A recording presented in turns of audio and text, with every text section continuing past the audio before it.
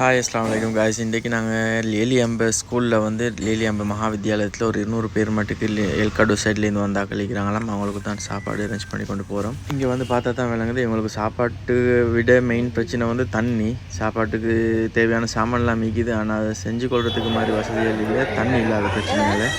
எலும்பா யாரும் சரி இவங்களுக்கு தண்ணி வசதிகளை கொஞ்சம் செஞ்சு கொடுக்குறதுக்கு ட்ரை பண்ணுங்கள்.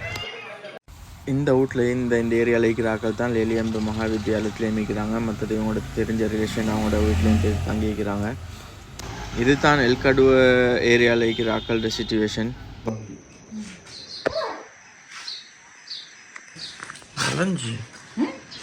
வளைஞ்சு போயிட்டு இதில் இருக்கிற ஆக்களும் அந்த ஸ்கூல்ல இருக்கிறாங்க. இல்லை, மேலே மேலே அவங்களோட அண்ணன் வீட்டில் இருக்காங்க. அப்புறம் இந்த வீட்டெல்லாம் எடுக்கவே இல்லை. அது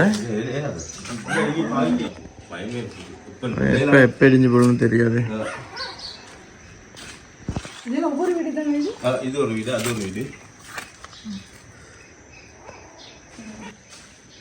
அங்க இருந்து இந்த டூவல் இப்படி நேராக போகுது பண்ணி நேராக இறங்கி பின்னுக்கு ஆறா பின்னுக்கு அந்த சின்ன ஓடை ஒன்று இருக்குது. பனிய பள்ளத்துல இருந்து பெரிய ஆறு, அந்த ஆறு மட்டத்துக்கு போகும்.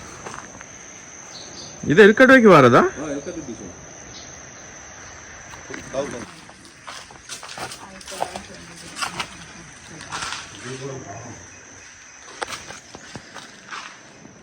கடைசியாக கழிச்சவங்க தான் இந்த வீட்டில் வந்து அந்த வீட்டில் தான் இருக்காங்க.